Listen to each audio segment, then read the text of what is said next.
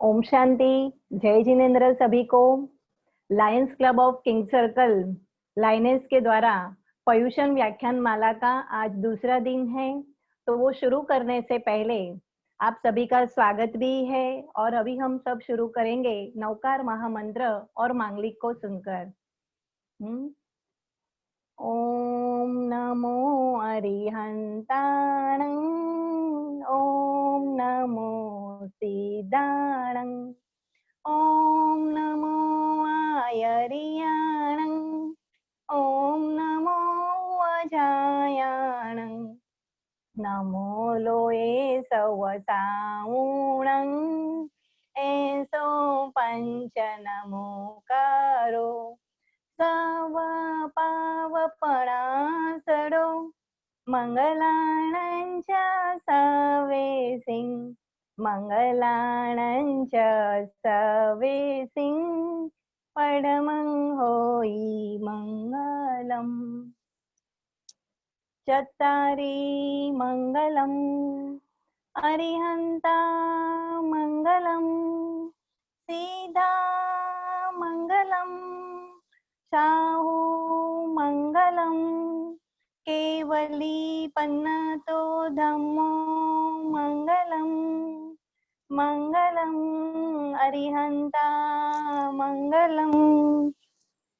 चत्तारि लोगोत्तमा, अरिहन्ता लोगोत्तमा, सीधा लोगोत्तमा, शाहु लोगोत्तमा, केवली पन्नतो धम्मो लोगोत्तमा, मंगलम मंगलम अरिहन्ता मंगलम। चत्तारि शरणं पवजामि, अरिहन्ते शरणं पवजामि, सीधे शरणं पवजामि, शाहु शरणे पवजामि, केवली पन्नतो धम्मो शरणं पवजामि। मंगलम मंगलम अरिहंता मंगलम, मंगलम मंगलम। तो आइए, आज हमारे साथ गीता बहन भी जुड़ चुके हैं। ब्रह्मा कुमारी गीता बहन, आपका भी हार्दिक स्वागत है। और आज का जो हमारा टॉपिक है वो है ध्यान की गहराई में चित्त की स्थिरता। ध्यान की गहराई में चित्त की स्थिरता।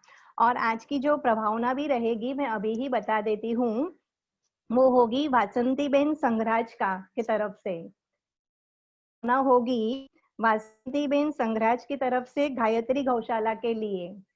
तो अभी हम सब सुनेंगे हमारे लाडीले गीता दीदी जी को।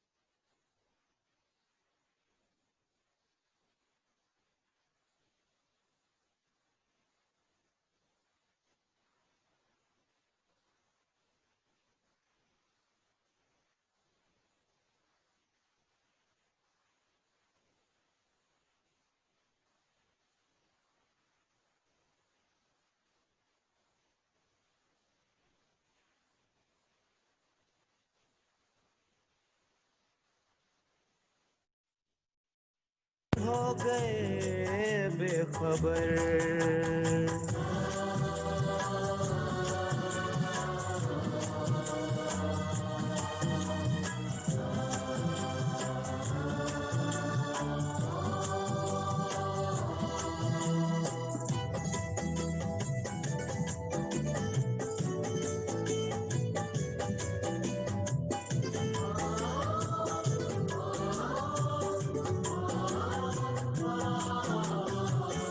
सोचूं भी क्या, सोचने से भी पहले बन जाते काम मेरे करने से पहले।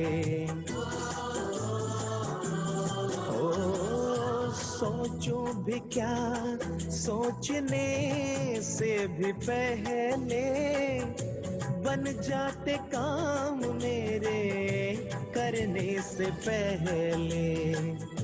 बन जाते काम मेरे करने से पहले। ऐ खुदा दोस्त तारीफ क्या मैं करूं, ऐ खुदा दोस्त तारीफ क्या मैं करूं। ये सब है तेरी खूबियों का असर। खिवैया मेरी नैया तेरे हवाले, तेरे हवाले चले हम उधर, ले चले तुम जिधर।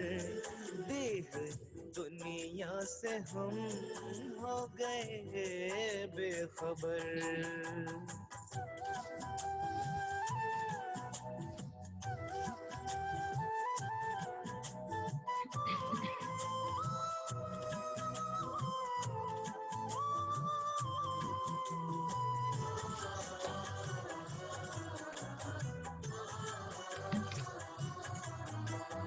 फलक से भी ऊपर तेरी है वो बस्ती, ऐ शान आलम वो ऊंची है हस्ती। फलक से भी ऊपर तेरी है वो बस्ती, ऐ शान आलम वो ऊंची है हस्ती। ऐ शान आलम वो ऊंची है हस्ती। तेरी नजरे इनायत है मुझ पे करम। तेरी नजरे इनायत है मुझ पे करम। तूने अपना बनाया किया रुख इधर। खिवैया मेरी नैया तेरे हवाले, तेरे हवाले तुम्हें सौंप कर सब चिंता फिकर। देख दुनिया से हम हो गए बेखबर, हो गए बेखबर, हो गए बेखबर, हो गए बेखबर।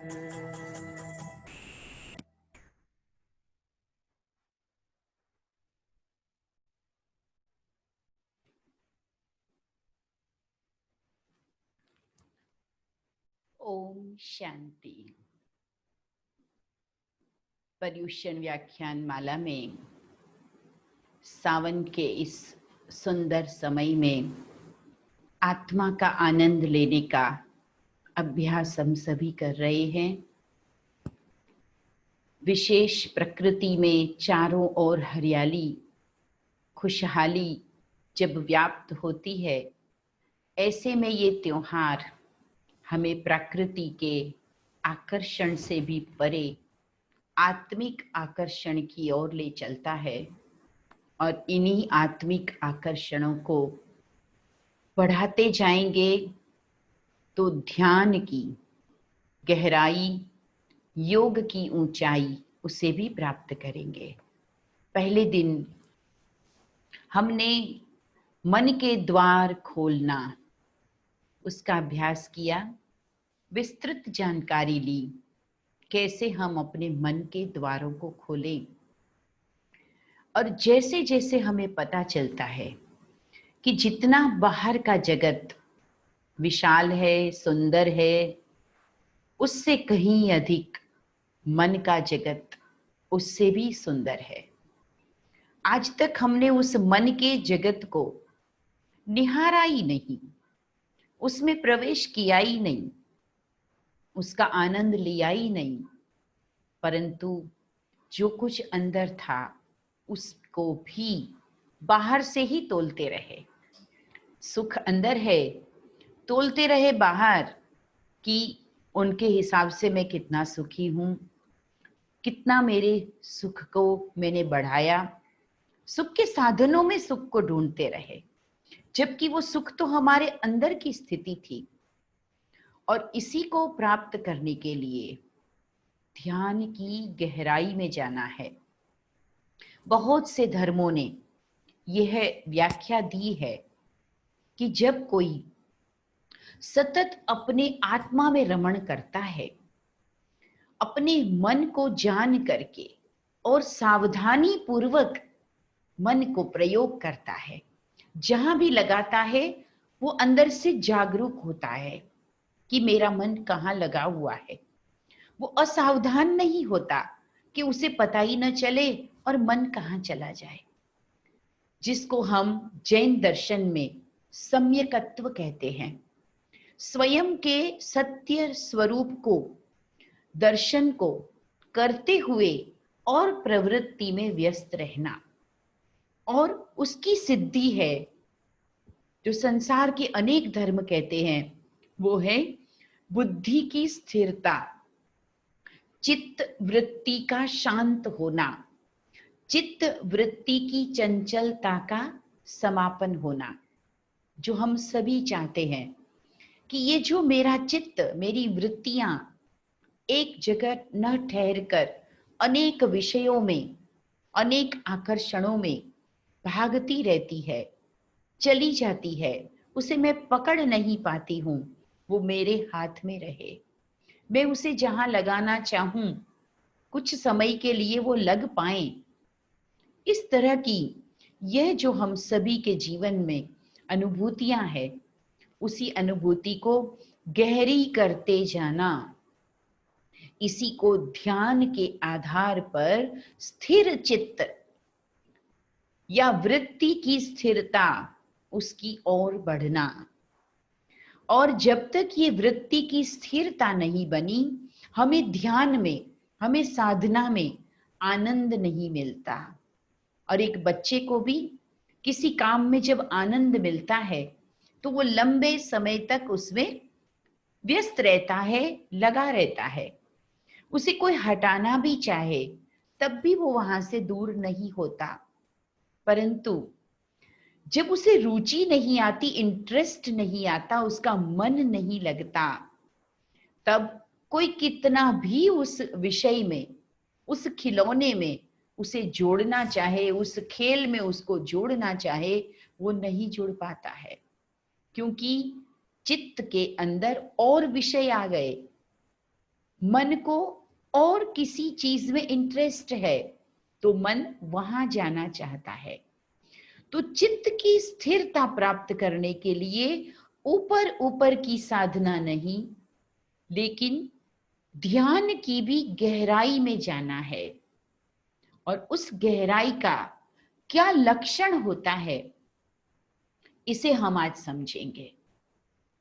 हम सभी व्रत, पूजा, अनेक प्रकार के अनुष्ठान करते हैं, दान पुण्य करके भी मन को पवित्र करने की और सद्मार्ग पर लगाने की, दया भाव से, करुणा भाव से भरने की कोशिश करते हैं।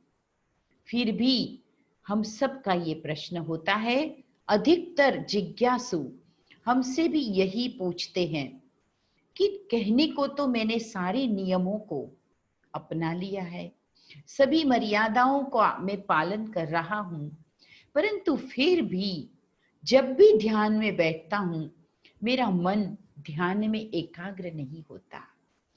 एकाग्र नहीं होता ये पता चलता है, तो एकाग्र होने के क्या लक्षण है, पहले तो उसे जान लेंगे।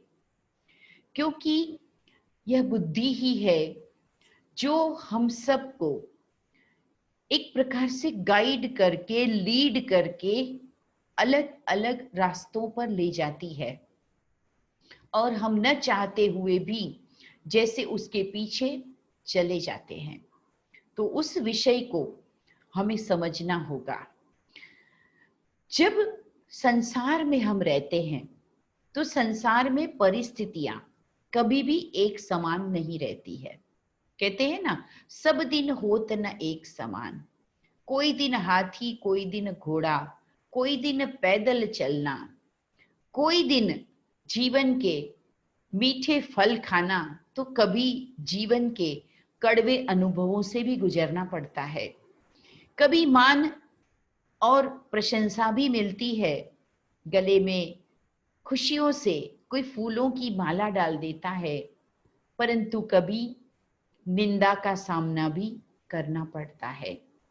आपका आज का कोई दोष हो या न हो, पर हम अच्छी तरह से जानते हैं कि कई समय का आत्मा की जो अनंत यात्रा है, बहुत लंबी यात्रा है, तो उस लंबी यात्रा में आत्मा ने जो भी कोई जीवन में अपने खाते में नेगेटिव बैलेंस भी जमा किया है, उसका भी चुकाने हेतु कहीं न कहीं कोई निंदा का भी सामना करना ही पड़ता है।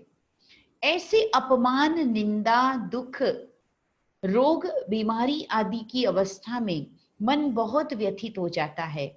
मन में प्रश्नों का सागर उमड़ता है, और वो प्रश्नों का सागर हमें एकाग्र होने नहीं देता, और हम बार बार भटक जाते हैं अपने लक्ष्य से। और इस चित्त की वृत्ति की चंचलता हमें उस साधना से ही दूर करती जाती है। इसीलिए आजकल बहुत स्थानों पर देखते हैं कि धार्मिक आयोजन लंबे समय के होते हैं, परंतु जितना उसमें भी संगीत, गीत, पूजा यानी बाह्य क्रियाएं जितना अधिक समय होती है, उतना ज्यादा समय ध्यान नहीं होता। कहीं ना कहीं आज इस साधना के पथ के राहियों को ध्यान में रुचि कम हो गई है। ध्यान में बैठने का लंबा समय वो कर नहीं पाते हैं। हाँ, और क्रियाएं उनसे करवा लीजिए, आपस में मेल जोल करवा लीजिए, बातें करवा लीजिए, अनेक प्रकार के गीत, संगीत और मनोरंजन के रूप से भगवान की गाथाएं, धर्म की गाथाएं सुने, तब तक तो सब ठीक है। परंतु चित्त शांत करके बैठना, अपनी भूलों का एहसास करना, वहां पर हलचल में आ जाते हैं। उसकी रुचि अपने आप नहीं बनती है। और देखिएगा, जब तक इस मुख्य विषय को आत्मसात नहीं किया, तो अन्य विषयों से तो केवल ऊपर ऊपर का आनंद ही मिलने वाला है। इसीलिए हमारा जो अंतिम और मुख्य लक्ष्य है वो है केवली स्थिति। और वो केवल ज्ञान, केवली स्थिति अर्थात स्थित प्रज्ञता।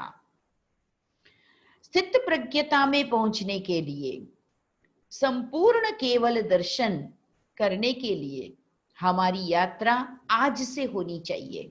अगर हम छोटा लक्ष्य लेते हैं कि अभी तो हम थोड़े कच्चे साधक हैं, हम तो बस इतना ही सोचते हैं कि संसार में रहते कुछ कर लें, कुछ समय अच्छा बिताएं, पाप से बच जाएं, परंतु नहीं, ये तो प्रथम सीढ़ी है ही, परंतु लक्ष्य कभी भी नीचा नहीं होना चाहिए।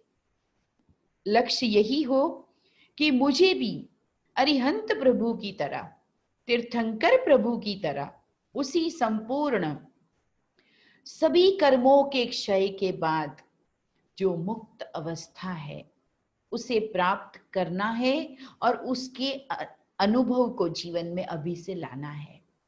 कहते हैं ना, जैसा लक्ष्य होता है वैसा ही लक्षण होता है। जब लक्ष्य से कोई चूक गया तो लक्षणों की धारणा करना मुश्किल है। तो पर्युषण व्याख्यान माला के दौरान हम आज से ही ये लक्ष्य धारण करें कि मुझे धीरे धीरे सब कुछ छोड़ते जाना है। क्योंकि हम तीर्थंकर प्रभु की गाथा सुनते हैं कि जो शरीर पे एक वस्त्र भी था उस ब्राह्मण ने मांगा तो कहा कि ये भी क्यों, भले पहले आधा वस्त्र दिया परंतु कहा ये भी पूरा ही दे दूं, मुझे कुछ नहीं चाहिए। तो ये कोई उस दिन की बात नहीं थी, लेकिन एक लंबे समय से जीव के अंदर एक लक्ष्य था कि मुझे सब कुछ छोड़ते जाना है।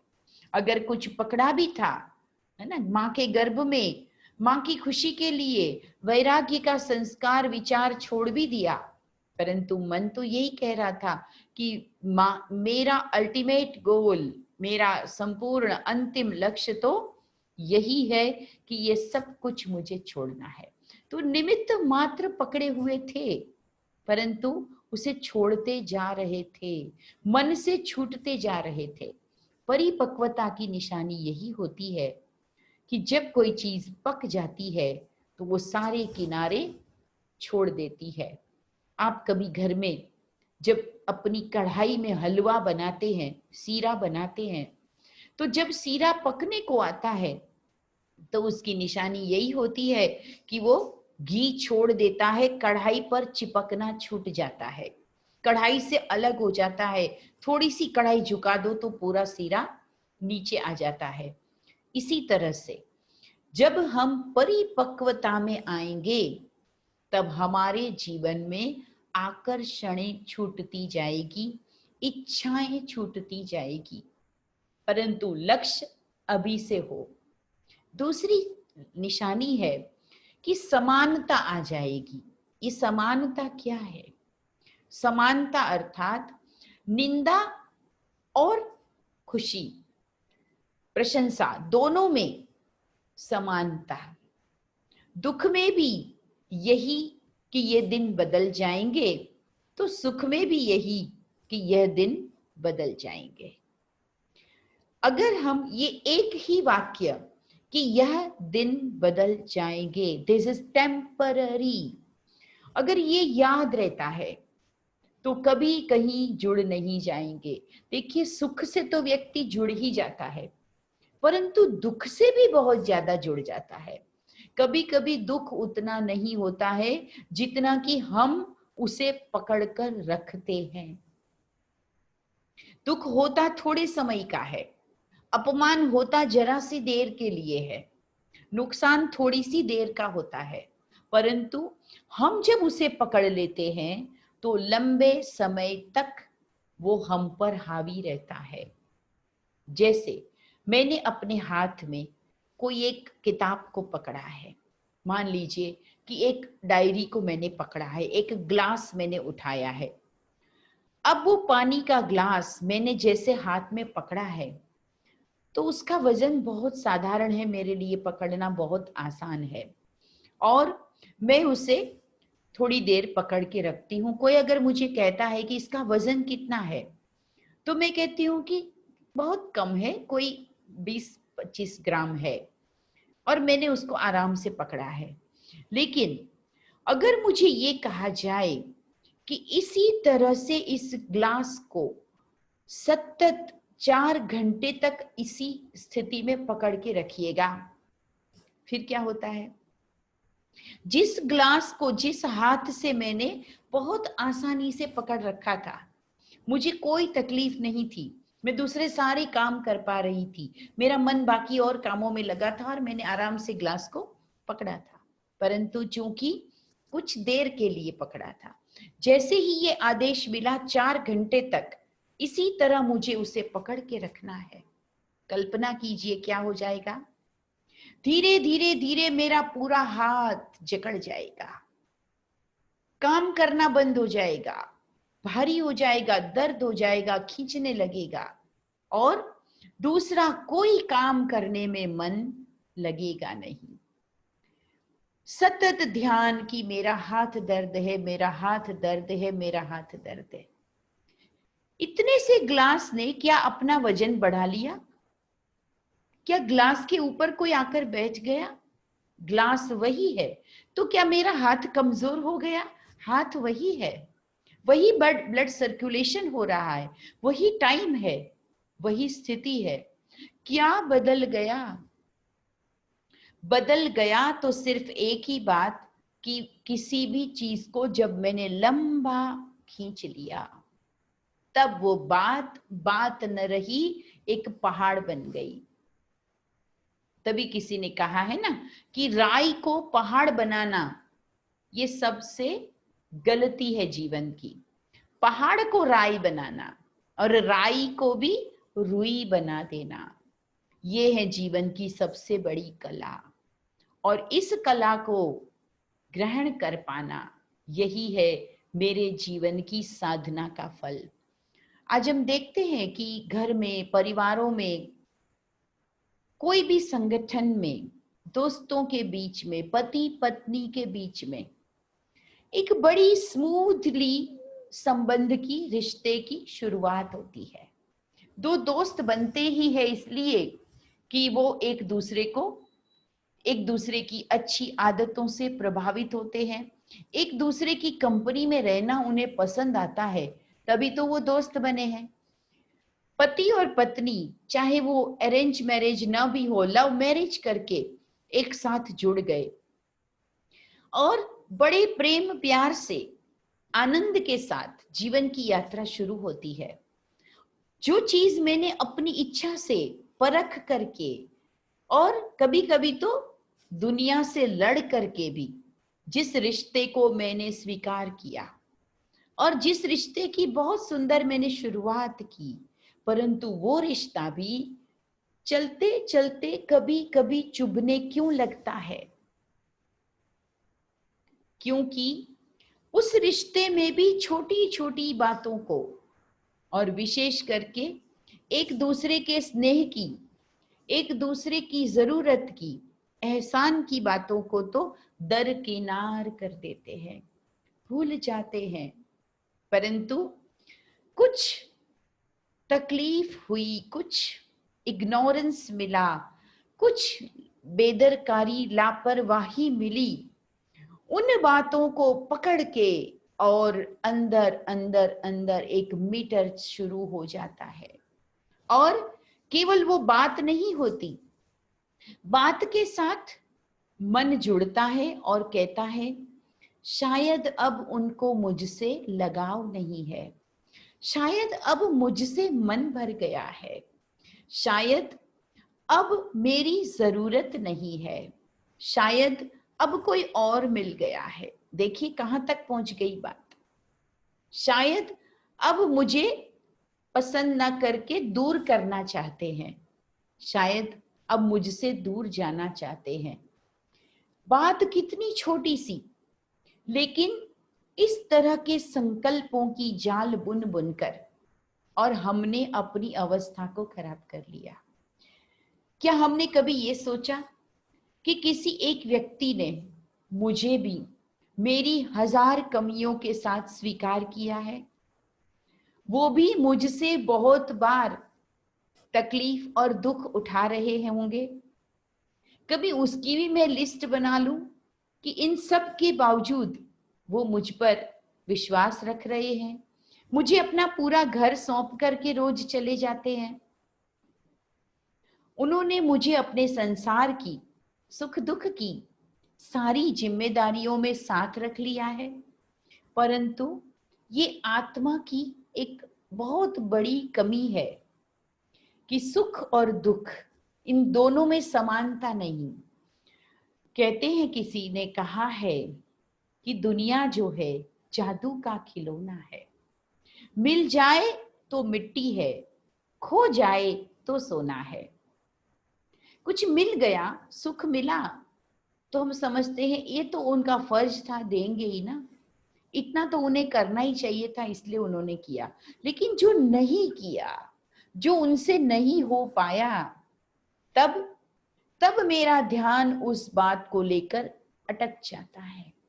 और उस बात के अंदर जब मैं अटक गई कि मुझे इस मौके पर पूरा मान नहीं मिला, मुझे इस मौके पर अटेंशन नहीं मिला, मेरा ध्यान नहीं दिया गया, मेरी केयर नहीं की गई, ऐसी कोई भी कमी, उसे पकड़कर आत्मा बहुत लंबा खींचती है। और इसलिए एक बार एक स्कूल में बच्चों को टीचर ने देखा कि वो रोज आपस में एक दूसरे की शिकायत लेकर के आते हैं। टीचर इन्होंने ये किया, टीचर इसने ये किया, टीचर इसने वो किया। अमूमन आप देखते ही है कि स्थिति होती है, माँ के साथ भी ये होता है कि बच्चे अपनी अपनी शिकायत एक दूसरे के प्रति आकर के बड़ों को सुनाते हैं। उस टीचर ने सोचा कि इन बच्चों को कुछ तो पाठ मुझे सिखाना पड़ेगा। तो उन्होंने कहा कि ठीक है बच्चों, आज हम एक गेम करते हैं, आप सभी को एक टास्क देते हैं, सभी करेंगे? बोला जरूर करेंगे। तो कहा कि ऐसी बात है कि मैं आज आपको कुछ खाद्य सामग्री देती हूँ, कुछ पका हुआ फूड वो मैं आज आपको देती हूँ और आपको उसे अपने पास रखना है। अलग अलग थैली में 2, 4, 5 बच्चों को कहा कि इसे आपको संभाल के अपने साथ रखना है। शुरू में तो वो पदार्थ खूब खुशबू वाले थे, बच्चों ने साथ में रखा और बहुत खुशी खुशी उसको कैरी करते रहे। स्कूल की छुट्टी का वक्त आया, तब भी टीचर को बोला अभी इसका क्या करना है?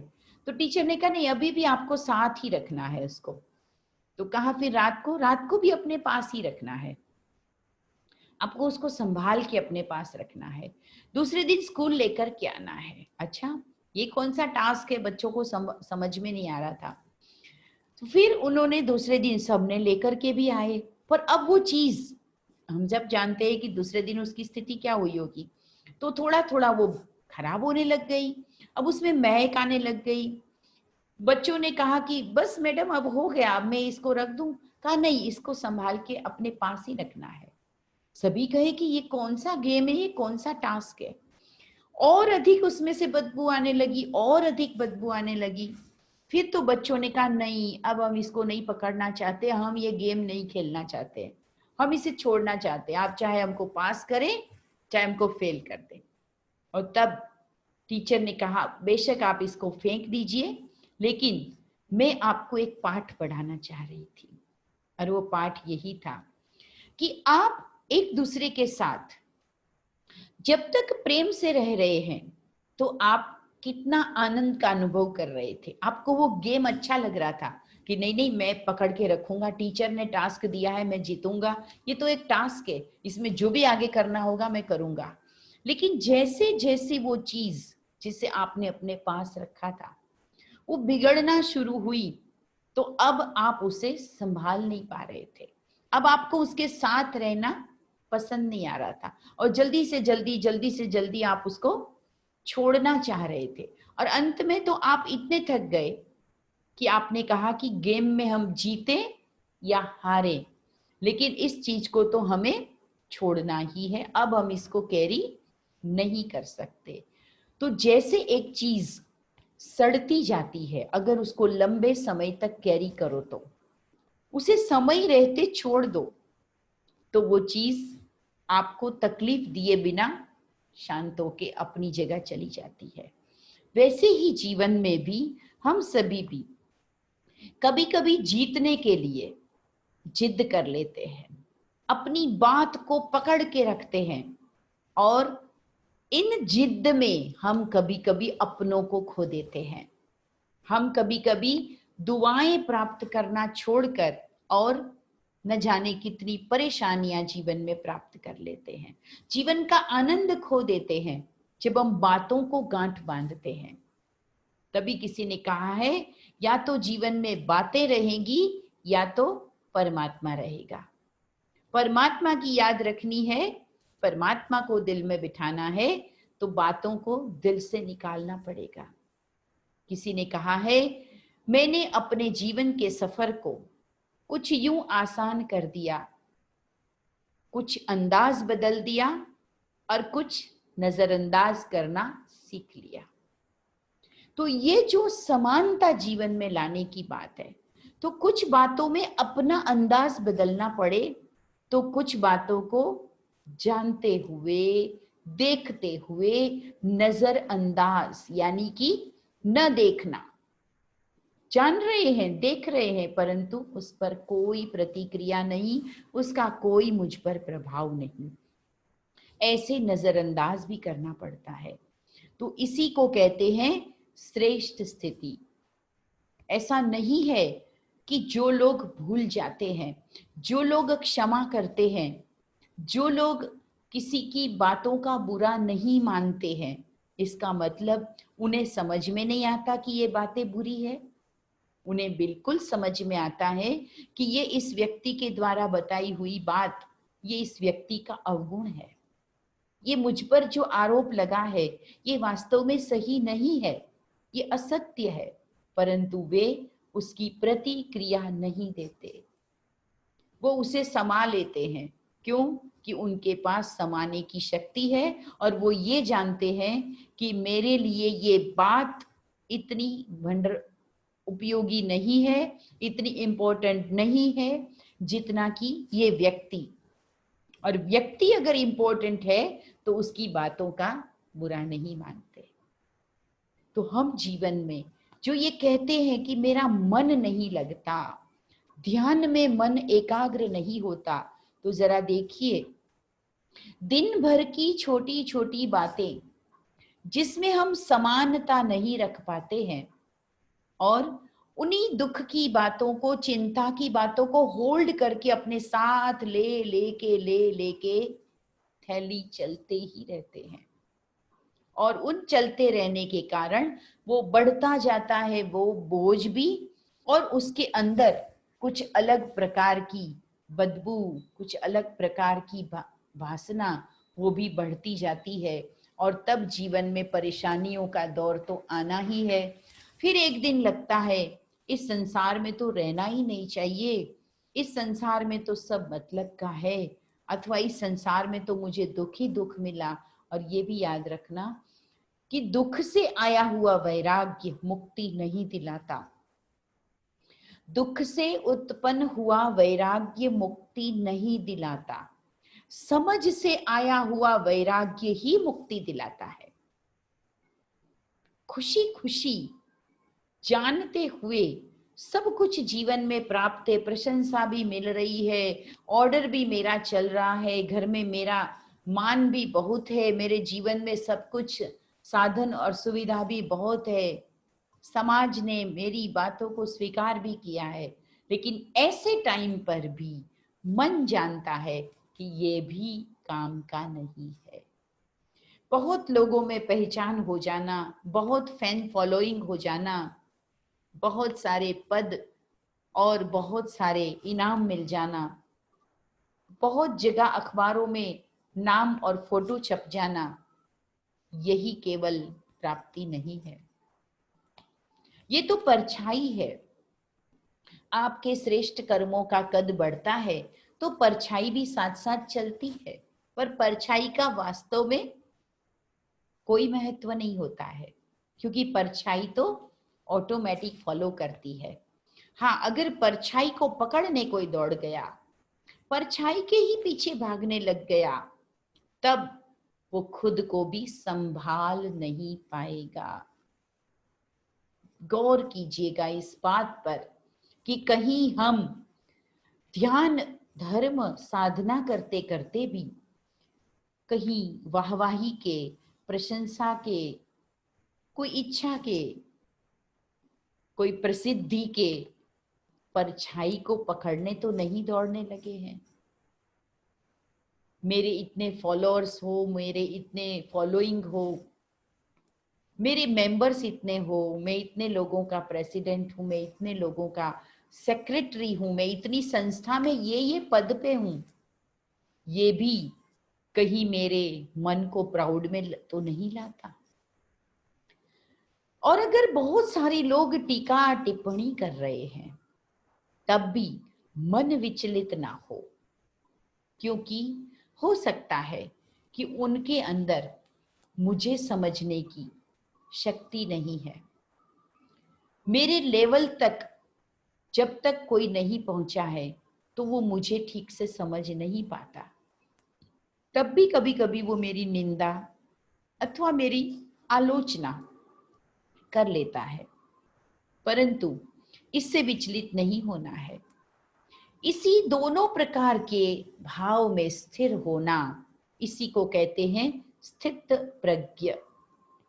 और इसीलिए केवली स्थिति में गुरु भगवंतों ने कहा है कि केवली आत्मा स्थिर निश्चल हो जाती है।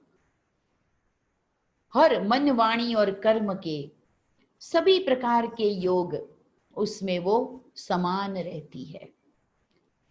जीवित है तो भी मृत्यु की तरह निश्चल है, और मृत्यु भी आ गई तो भी चेहरे पर जीवन जीने के समय की जो खुशी थी वही अंत काल की भी खुशी है। न जीने की खुशी, न मृत्यु का गम, न रात न दिन, न तेरा न मेरा, न कोई अपना न कोई पराया, न कोई ऊंच न कोई नीच, किसी के भी प्रति कोई भी विपरीत दृष्टि नहीं। समदृष्टि ने तृष्णा त्यागी। हम सब गांधी जी के ये प्रिय भजन को सुनते आए हैं जो नरसिंह भगत ने बनाया कि वास्तव में समदृष्टि तृष्णा त्यागी, यही वो स्थित प्रज्ञता है। तो हम प्रयास करें कि आज से मुझ पर पड़ने वाले ये जो अच्छे बुरे के विपरीत प्रभाव है, और कभी कभी तो किसी किसी की स्थिति बहुत कम गहराई वाली होती है, तो जैसे थोड़ा सा गहरा पानी होता है, छोटा सा टुबका एक भरा हुआ होता है, तो बारिश के दिन अभी बीते ही नहीं कि वो खाली हो जाता है, और एक जरा सी बारिश आई नहीं कि वो भर भी जाता है। इसी तरह कुछ लोग जरा सी बात में तुरंत खुशी में उछलने भी लगते हैं, तो जरा सी बात में तुरंत ही डिप्रेस भी हो जाते हैं। ये स्थिति भयावह स्थिति है, खतरनाक स्थिति है। अरे कोई धार्मिक आयोजन में ही पहुंच गए, किसी को आगे की लाइन में कुर्सी मिली, किसी को पीछे मिल गई, इतनी सी बात में पूरा समय उनका ध्यान उसी में ही चला जाता है कि जैसे आज तो यहां आने का कोई फायदा ही नहीं हुआ। अरे मैं अपने घर से निकलकर अपने 17 कामों को छोड़कर अगर कहीं पहुंची हूं तो किस लिए? वहां के वातावरण का आनंद लेने, वहां के ज्ञान का आनंद लेने, अपने मस्तक को झुकाने, प्रभु की सुंदर छवि को निहारने और व्याख्यान का रस पीने, जो मुझे पीछे वाली कुर्सी पे भी उतना ही मिल रहा है। परंतु अगर पूरा समय केवल एक चेयर न मिली और मेरा चिंतन बदल गया और व्याख्यान के शब्द कानों तक रहे, अंदर न गए, तो वो स्थित प्रज्ञता कहाँ है? एक बार दो दोस्त पैदल यात्रा पर निकले। पहले साधन तो होते नहीं थे। एक दोस्त रास्ते में चलते चलते थोड़ा बीमार हो गया। इच्छा तो उसे भी बहुत थी कि वो तीर्थ पहुंचे, दर्शन करे और सभी साधु संतों का वाणी का लाभ ले, परंतु क्योंकि शारीरिक अस्वस्थता थी तो आगे पैदल चलना रास्ता मुश्किल होता है और अन्य को भी तकलीफ हो उनके कारण, तो वो वहीं पर कोई स्थान देखकर रुक गया। 2-3 दिन का रास्ता अभी और था, और दूसरा दोस्त जो कि स्वस्थ था इसलिए वो उसे छोड़कर आगे निकल गया। अभी हुआ ये कि जो दोस्त रास्ते में रुक गया, उसे रास्ते में पड़े पड़े बार बार एक ही चिंतन चले कि सभी लोग कितने भाग्यवान है कि वो जो लक्ष्य लेकर निकले वो यात्रा वो पूरी कर पा रहे हैं, और मैं भी अपने घर से निकला तो वही लक्ष्य लेकर, लेकिन शायद मेरे कर्मों में मेरी किस्मत में कुछ दोष रह गया कि मुझे आधे रास्ते में ही रुकना पड़ा। और चलो रुक ही गया हूं तो मन ही मन में अपने प्रभु की छवि निहारूं, मन ही मन में उन सभी को देखता रहूं कि अभी वो पहुंचेंगे और वो वहां पे दर्शन करेंगे, वो वहां पे व्याख्यान का लाभ लेंगे और मैं यहाँ रास्ते में ही, चलो मैं उसी दृश्य को मन से तो देखूं। वो सभी को मिस कर रहा है और उसको रात्रि को स्वप्न आता है कि उससे से वहीं पर है, मंदिर में ही खड़ा है और वो तो दर्शन कर रहा है, वो तो व्याख्यान भी सुन रहा है, वो तो आनंदित भी हो रहा है। उसे सवेरे उठते ही बड़ा अच्छा लगा कि अरे वाह, मेरी इच्छा थी तो मुझे तो जैसे नींद में ही परमात्मा ने वो सारा अनुभव करा दिया। दूसरी तरफ जो दोस्त आगे निकल गया, वो 2 दिन के बाद पहुंच तो गया, परंतु वो बहुत थक गया। थक के, भूख प्यास के मारे वो बहुत विचलित हो गया। धक्का खाते खाते भीड़ में दर्शन करने पहुंचा। दर्शन तो किया, परंतु थकान के कारण अथवा वो अकेलापन जो उसके दोस्त की कमी के कारण उसका मन स्थिर नहीं था और उसने थोड़ी देर वहां पर विश्राम भी किया, कुछ ज्ञान प्रवचन आदि भी सुना, लेकिन बार बार उसका चिंतन यही चले कि काश मैं भी उस दोस्त के साथ वहीं ठहर गया होता, मैं तो कितना थक गया, आज यहाँ पहुंच तो गया परंतु मुझे खुशी नहीं। और आप इन दोनों के उदाहरण से पाएं कि किसने यात्रा की और किसकी यात्रा सफल हुई। मन पहुंचा उसकी यात्रा सफल है या तन पहुंचा उसकी यात्रा सफल है। इसलिए चित्त की स्थिरता का अभ्यास बहुत आवश्यक है। चित्त स्थिर करने के लिए दुख सुख हानि लाभ जीवन मृत्यु यश अपयश सब में समान रहने के लिए आत्मा को, बुद्धि रूपी नेत्र को दिव्य बनाना होगा। बुद्धि पूर्वाग्रहों से, पूर्व के अनुभवों से, सांसारिक अनुभवों से प्रभावित न हो, परंतु वो निश्चल हो, पवित्र हो, दिव्य हो या साफ पानी की तरह हो कि जिसमें स्पष्ट दिखाई दे कि सत्य क्या है। ऐसी दिव्य बुद्धि की स्थिति प्राप्त करनी होगी। कभी कभी असत्य को ही सत्य मानकर सत्य सिद्ध करने की जिद में समय बीत जाता है। साबित क्यों करना पड़ता है?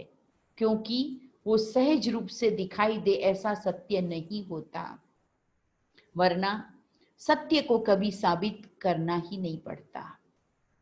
और आज घर घर में कहानियां क्या है, एक दूसरे पर इल्जाम, एक दूसरे पर केस, एक दूसरे के साथ कोर्ट में भाई भाई सामने सामने खड़े हैं।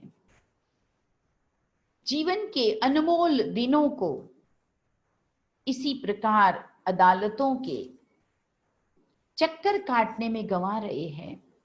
इसकी वजह है स्थिर बुद्धि से समानता को नहीं लाया, उलझने में चले गए, मान के पीछे दौड़े, अपमान से दुखी हुए, खुशियों में खुश हो गए तो अहंकार आ गया, दुख में दुखी हो गए तो निराश होके कमजोर हो गए।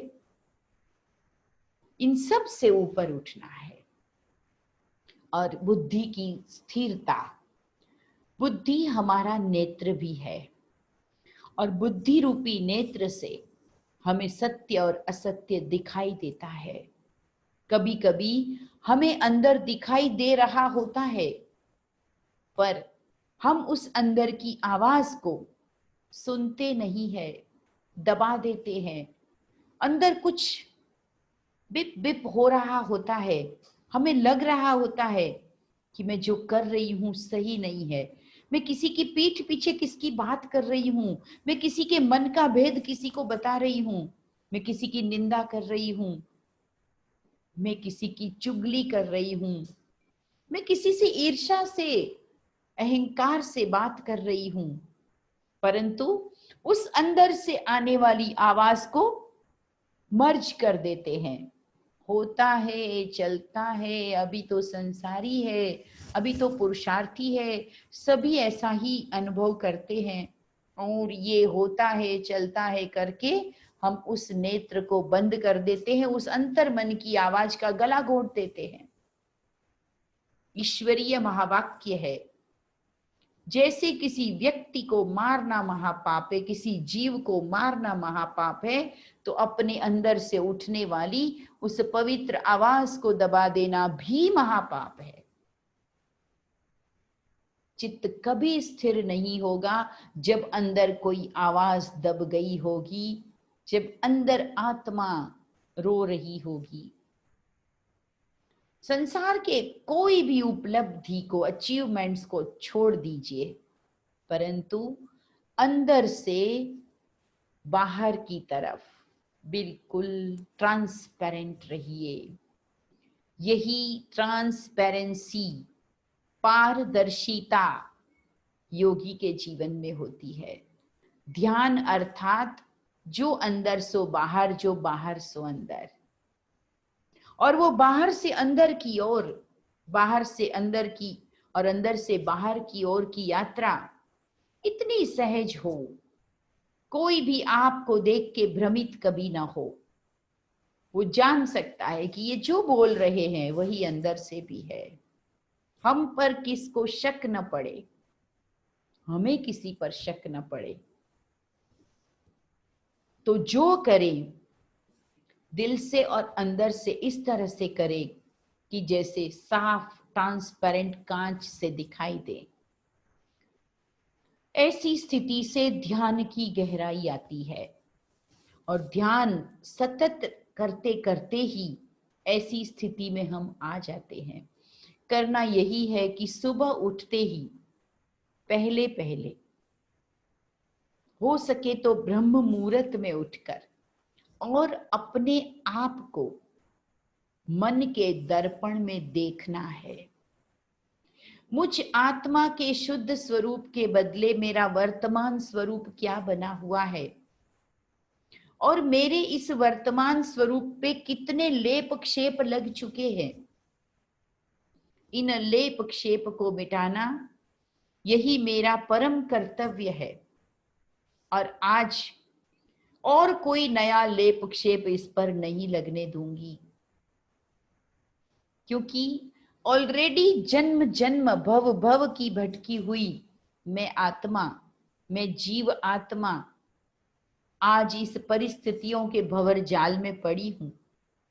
अब इस पर कभी कहीं आकर्षण तो कभी कहीं से नफरत, कभी किसी के प्रभाव में तो कभी किसी अभाव में, इस डावाडोल की स्थिति में अब मुझे नचाना नहीं है। ये मन का बंदर बहुत नाच लिया, अब इसे नाचने नहीं देना है, अब उसको बिठाना है। बिठाने के लिए 4-5 बातें याद रखें। पहला, जो भी मेरे साथ जीवन में हुआ, हो रहा है, एक्सेप्ट करना सीखें, स्वीकार करना सीखें। स्वीकार करने से हम उसका सामना करेंगे।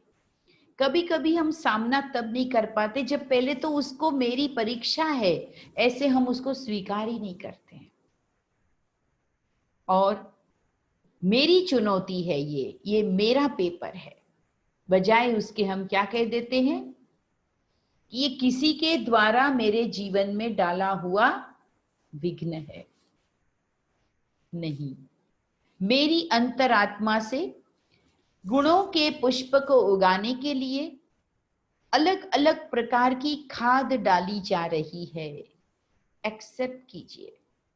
बदबूदार खाद डालने पर खुशबूदार गुलाब उगता है, परंतु उस बदबूदार खाद को वो स्वीकार करता है, तभी वो कांटों के बीच भी मुस्कुराता है। तो स्वीकार कीजिए। दूसरी बात, हर बात में रिएक्ट न करें। हम तुरंत रिएक्ट करते हैं, जैसे हम सोचते हैं कि अगर मैं चुप रही तो बात बिगड़ जाएगी, और हम तुरंत रिप्लाई करते हैं, बिना सोचे समझे हर बात में इन्वॉल्व हो जाते हैं। वहां वो पदार्थ मुझसे जुड़ जाता है, मेरा उससे योग हो जाता है, क्योंकि मैंने रिएक्ट किया, उस चीज को पकड़ के तुरंत जवाब देना शुरू किया, फाइट करना शुरू किया। फाइट नहीं करनी है, हो सके जितना शांतिपूर्वक बाईपास से आगे निकल जाना है।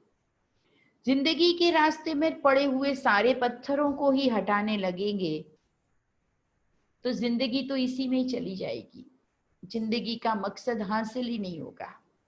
पत्थर अपनी जगह पड़े हैं, चलिए मैं कोई और रास्ता निकाल देती हूं। तो ये जो मेरे जीवन में मैं हर परिस्थिति में रिएक्ट करती हूं, बजाय उसके एक और शब्द है प्रोएक्टिव बने। प्रोएक्टिव बनना माना कोई पैरेलल दूसरा सॉल्यूशन निकाल के जो है जैसे है वो भी अपने आप में भले बने रहे, लेकिन मैं उनको बदलने लग जाती हूं। जब तक मेरा पति नहीं बदलेगा मेरे जीवन में ठीक नहीं होगा कुछ भी। अरे वो पति कभी कभी सही भी होंगे, हो सकता है कि मेरे देखने के नजरिए में भी कुछ कमी हो, पर मैं उसे न बदलकर अगले व्यक्ति को बदलने लग जाती हूँ। और रास्ते के ऐसी अनेक बातों को बदलने के रिएक्ट करने में मेरी समग्र शक्ति खर्च हो जाती है। प्रोएक्टिव बने, एक्सेप्ट भी किया और ऐसे स्मूथली पैरेलल दूसरा रास्ता बनाया कि किसी को कोई तकलीफ नहीं हुई, बल्कि वो भी मुझसे प्रेरणा लेंगे कि इन्होंने मेरी सभी गलतियों को स्वीकार करके भी, मेरी सारी बातों को जानते हुए भी अपने आप को महान बनाना नहीं छोड़ा। न मुझे छोड़ा, न मेरे कारण अपने सिद्धांतों को छोड़ा। प्रोएक्टिव ये होता है। जैसे कॉफी को अगर पानी में डालते हैं तो कॉफी के वो बीज पूरे पानी को अपने जैसा बना लेते हैं, वो घुल मिल जाते हैं और बदल देते हैं दूसरों को भी। लेकिन कुछ एक लोग ऐसे होते हैं कि जो खुद ही प्रभावित हो जाते हैं और न दूसरे को बदल पाते न और ही खुद को दुखी कर देते हैं। जैसे गाजर को पानी में डाला है तो वो नरम हो जाता है, कोई चीज पानी में डालते सख्त हो जाती है, लेकिन कॉफी के दाने पानी में डाले तो घुल करके कॉफी तैयार हो जाती है। वो पूरा पानी ही उपयोगी हो जाता है, वो मिल करके पूरे ही उपयोगी काम करने लग जाते हैं। तो हर एक में कुछ ना कुछ कमी होगी, लेकिन मुझे उनके साथ चलना है और प्रोएक्टिव बनना है तो मन स्थिर रहेगा। नहीं तो युद्ध में सबसे ज्यादा हानि होती है। युद्ध से विजय मिल भी जाए परंतु नुकसान तो जरूर होता है। इसीलिए कहते हैं कि कोई भी अच्छा शासक, अच्छा महाराजा राजा वही है जिनके कार्यकाल में युद्ध न करना पड़े। बहुत सारे युद्ध करने वाला तानाशाह हो सकता है कि विश्व में बहुत अपनी सत्ता बना ले, साम्राज्य फैला ले, परंतु उसके नाम पर अनेकों की हत्या और अनेकों के परिवार को उजाड़ने का दाग तो लग ही जाता है। तो मेरा राज्य ऐसे चले कि जिसमें सांप भी मरे लाठी भी न टूटे, वो जो कहावत है, समस्या भी पूरी हो जाए और संबंध भी न बिगड़े। हम निकल पड़े, आगे बढ़ जाएं तो समस्याएं हम पर हावी नहीं होगी। तीसरी एक बात है कि जीवन के हर पल में कुछ पाठ सीखते चले। बातें आती है मुझे कोई ना कोई मॉरल सिखाने के लिए। जीवन अपने आप में एक प्रयोगशाला है और इस प्रयोगशाला के हर प्रयोग से, हर एक्सपेरिमेंट से मेरे जीवन में एक नया परिणाम सामने आता है। मैं एक नई खोज करती हूँ, मैं एक नया अनुभव प्राप्त करती हूँ और उन अनुभवों के खजाने को लेकर के जीवन में चलते चलेंगे। नहीं तो कषायों के वश हम सूक्ष्म हिंसा कर बैठते हैं, किसी के मन को दुखा देते हैं, ये भी तो हिंसा है। अपनी आत्मा के प्रेम भाव को, विवेक भाव को मार देते हैं, ये भी तो हिंसा है। कभी कभी किसी को झूठी प्रशंसा से खुश कर देते हैं, ये भी तो झूठ है। कभी कभी खुद के झूठ को भी सत्य साबित करके प्रसिद्ध प्रोजेक्ट कर देते हैं, ये भी तो झूठी प्रशंसा के द्वारा प्राप्त किया हुआ गलत फल है। तो सूक्ष्म हिंसा से, सूक्ष्म झूठ से और अनेक प्रकार की आकर्षणों से मुक्त रहे। और ये शक्ति तभी आती है जब त्याग और ब्रह्म आचरण, उसका हम महत्व समझेंगे। जब तक मन लगाव में होता है तब तक तिरस्कार और अपेक्षाएं, इच्छाएं वो भी सामना करती रहती है। जब मन ब्रह्म में विचरण करता है, ब्रह्म यानी वो पवित्र स्थिति, वो सिद्ध स्थिति, वो सिद्ध लोक में जो आत्मा विचरण करती है, वो मुक्त स्थिति, वो मुझे जीवित रहते अपने आप में जब याद रहती है, तब मैं इससे मुक्त रहती हूँ। तो आइए ऐसी ही श्रेष्ठ स्थिति को बनाने के लिए ध्यान की ओर आगे बढ़े। तो अभी हम कुछ समय के लिए ध्यान का अभ्यास करेंगे और उसमें अपने चित्त को स्थिर करने के लिए बैठेंगे। तो सभी अपने स्थान पर जहां भी बैठे हैं वहां कुछ क्षणों के लिए सीधे होकर बैठ जाएं और मैं कुछ संकल्प आपको देती रहूंगी और उसमें अपने आप को स्थित करने के लिए अभ्यास करेंगे। यही ध्यान, मेडिटेशन जीवन की एक बहुत बड़ी उपलब्धि है, स्थिति है। इसे हम सभी को प्राप्त करना है और इससे बैठ करके हमारे जीवन की नित नई अनुभूतियों के सागर में हम रोज डूब सकते हैं, चल सकते हैं। तो आप सभी अपने अपने स्थान पर जहां भी बैठे हैं थोड़ा रिलैक्स मूड में बैठ जाएं और यहाँ से कुछ अनुभूति हम करेंगे।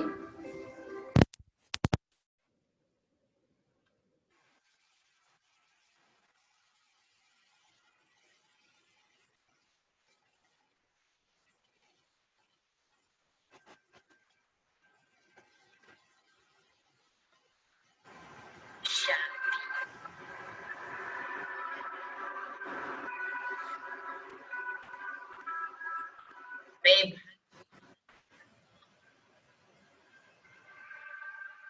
इस मानव देह को मैंने प्राप्त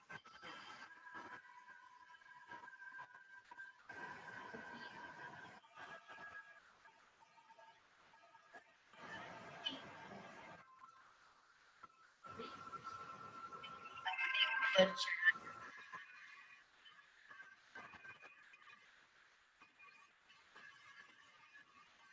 जरा ठहर कर सोचने का वक्त मिला है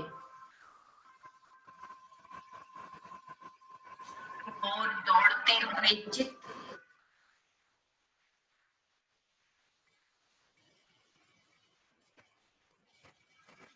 आनंद और शांति में डूबने को मन कर रहा है।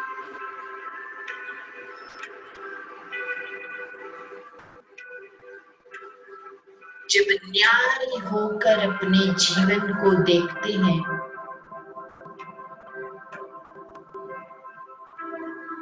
तो जीवन की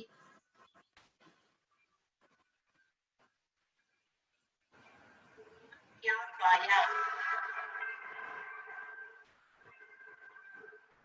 हिसाब लगाते हैं। पहले पहले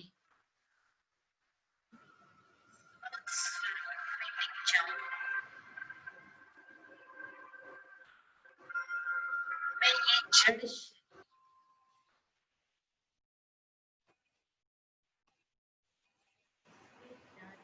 सूक्ष्म शक्ति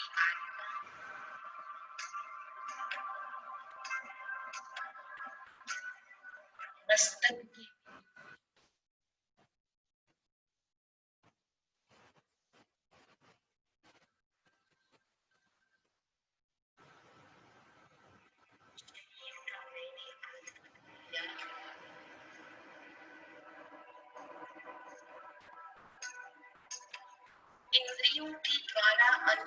रस पाए,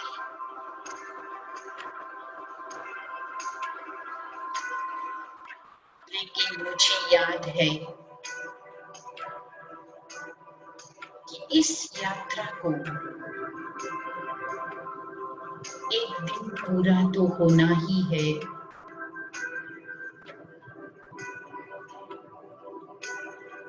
सो जीवन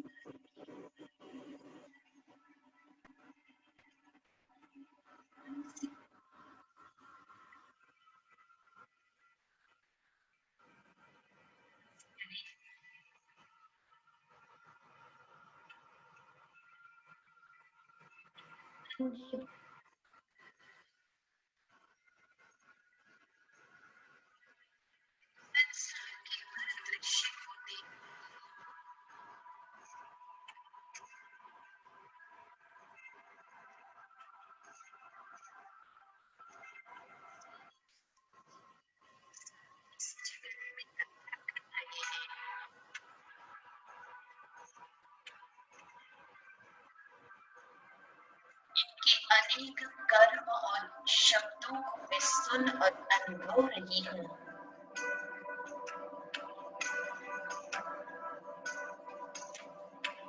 पर सब कुछ देखते यानी आत्मा निश्चल, निसंकल्प,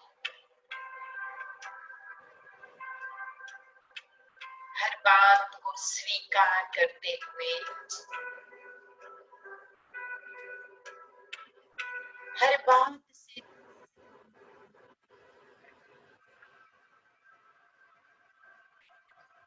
उस स्थिर अवस्था को पाना है।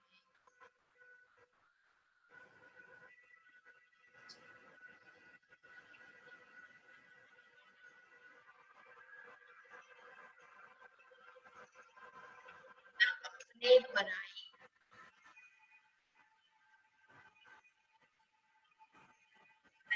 सुख में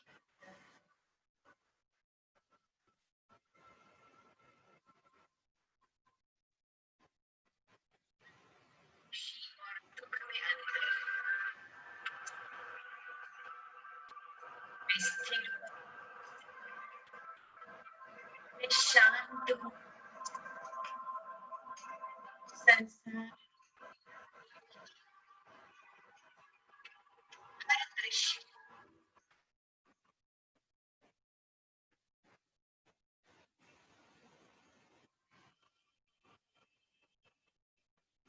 के प्रति समदृष्टि,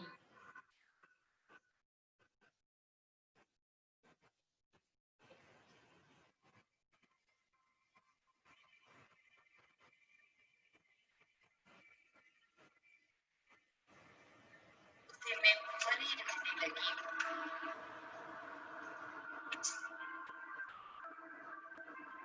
वाह, कितना आनंद है ऐसी अवस्था में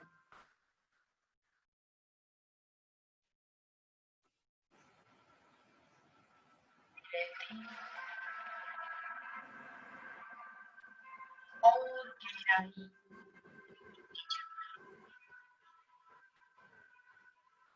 के मर्म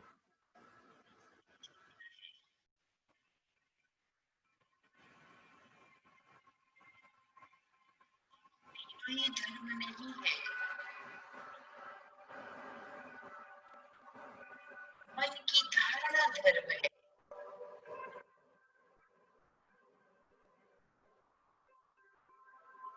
जो मैं अब कर पा रही हूँ। अनंत शक्ति है मुझ में, अनंत ज्ञान है मुझ में, अनंत शक्ति और आनंद की अनुभूति हो रही है। खो जाए इसमें, सारा जगत स्थिर हो गया है, संकल्प शांत हो गए हैं,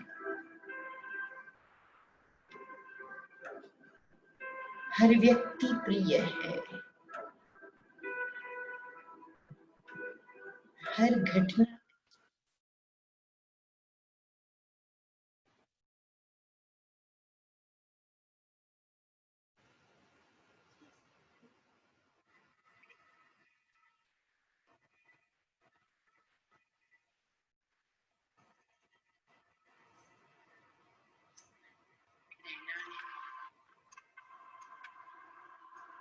पंचखार के साथ